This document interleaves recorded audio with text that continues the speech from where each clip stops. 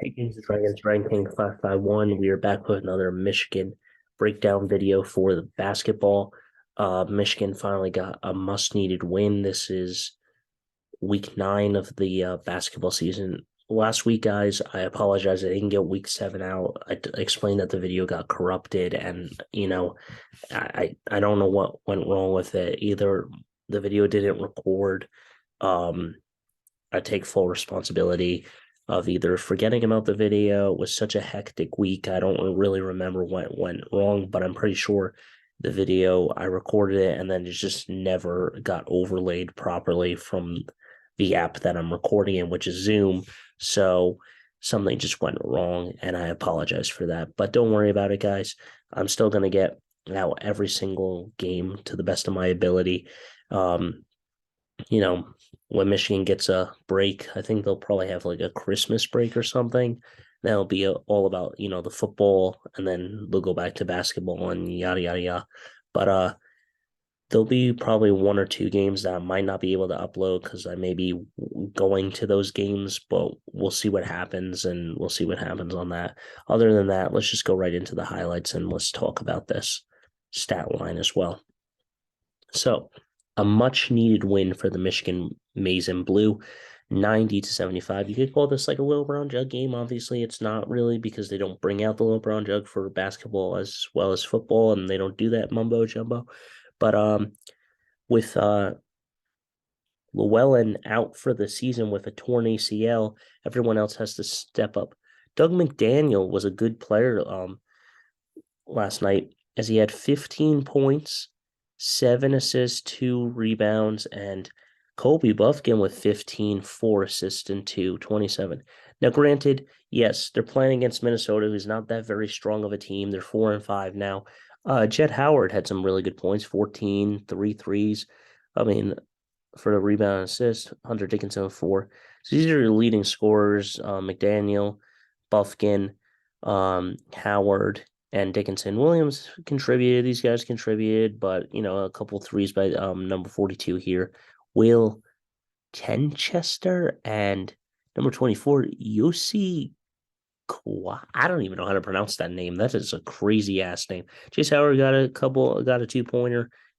Everyone contributed. Let's look at Minnesota.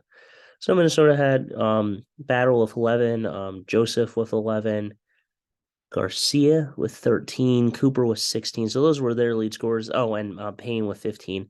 And then, Henley with 4. And this guy had 0. This guy had 5. And, everyone else. So let's look what went wrong for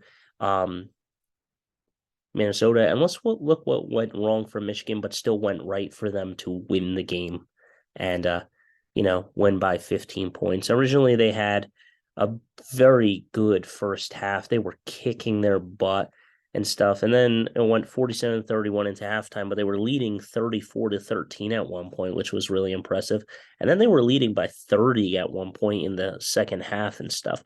And yeah, Minnesota got down to 15-point lead, but you can't do that.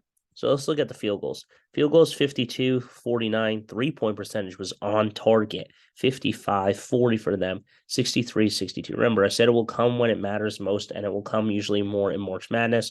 But Michigan did well. 33 total rebounds, 36, 8 offensively, 9, 18, 17, 5 blocks, 5 blocks. Remember, I said if you're hitting your foul shots really well and see how Michigan was keeping all of it. This is very close here, but that's that. The same amount of blocks, 11 steals, 5 steals, 9 turnovers, 16. Remember, if you keep your turnovers down and out of double-digit territory, you're not really going to have that trouble. But it's also you got to shoot really high here, and you just got to do your job, and that's that. So let's go right into the Michigan and Minnesota game, and let's just talk about it, and that will be that. So we're in the blue. I'm used to seeing us in number 0 there with a beautiful shot and a 3-pointer. McDaniel, nicely done, sir. Howard over to Dickinson. Dickinson back over to, who is that? That's Williams, I think, with a nice 2 there. A beautiful play. I like the way he has. Terrell Jr. gives it over to Baker. Baker to Jett Howard. Jett Howard, 3. Yes, sir. It's good. That's a beautiful lead, making it 24-9. 32-11. This is really interesting. Get up there. Oof, a good dunk there by Minnesota. Beautiful play. 37-15. Oh, another good one. And that maybe should have been an N1 that looked like there was a bump there. 40-17. A three, and it's good by Minnesota. Game recognizes game. Beautiful shot there by Minnesota. Ooh, a good block there, but able to get a rebound there on that block. Remember, if it doesn't hit the rim, it's not good three-pointer there. Remember, if it doesn't hit the rim, the play clock does not reset. Beautiful play there. Oof, hits the deck. Push it, Jet Howard. Push it. Oof, a Euro, but that's a blocking foul. So that's an N1, I think. So that's going to be 45 and, get that in. That's 47-43. No Llewellyn. So what do you do when you got new Llewellyn? McDaniel, again. Yes, sir. A beautiful three-pointer there. I like the way he plays. He's got a nice motor to him. He's got some nice skill. McDaniel able to get that there. Hunter Dickinson with the block. And he goes and he drives. Good transition game. Michigan does that very well in the basketball. A very good transition game when they pop it loose and stuff. Get right there. Oof. Good pass by Minnesota there. Gotta shake that loose. Now, I don't know if Michigan plays Minnesota twice. I think they play each team twice. I'm not really too sure, though. Oof. And it rattles home for Minnesota. That was a beautiful shot there. Difficult, but in. Oof. We got Williams here, and he gives it to Hunter Dickinson, who gets a nice hook in. He just plops it in. He's like, oh, yeah, give me that hook shot. Kobe Buffkin steps back. Oof, a terrible miss there. But McDaniel stays with it and gives it to Hunter Dickinson to put it back up. I don't know what that play was, but that was just horrible. 4, 3, 2, 1, spinning. And it's good on a buzzer beater. Nicely done. I'll give Minnesota props for some of these shots. Oh, drives. Oh, yeah, nice shot. I don't have beef with Minnesota. I mean, they're good. They've usually been a good basketball team, but they're not looking that great this season, but it is what it is. Oof, good pass there. That, I don't know if they called it travel or I don't know what that was that ref just said, but whatever. 64-45. Oof, a good play there by Jet Howard. Get that rebound, sir. Jet Howard in trouble. He's got two on him. He's got one. He's trying to shake him loose. He goes for a post fade Kobe Bryant style shot, and it fell. Nicely done. 69-47. Kobe Buffkin lobs it to Terrell. I don't know how he got that. He rolled it off his fingertips and it still went in. I am surprised. Kobe Buffkin drives. He tries the same maneuver. If it ain't broke, don't fix it. Same shot, same result. Good shots by Kobe Buffkin there. Kobe Buffkin goes for another one, and it's not home. But number 42 gets one and one. Count that. Beautiful play there. Stay on him, stay on him. Oof.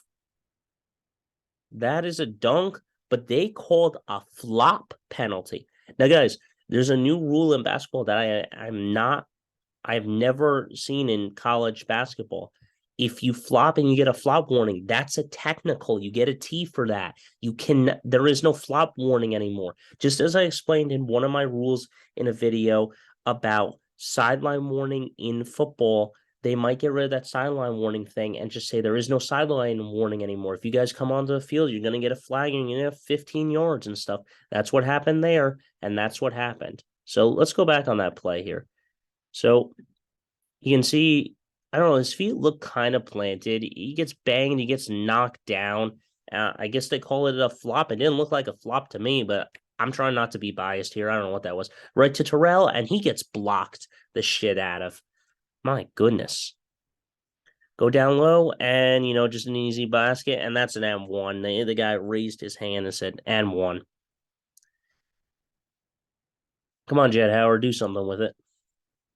Play some good D. All right, good pass there, and I think that's an N1 again.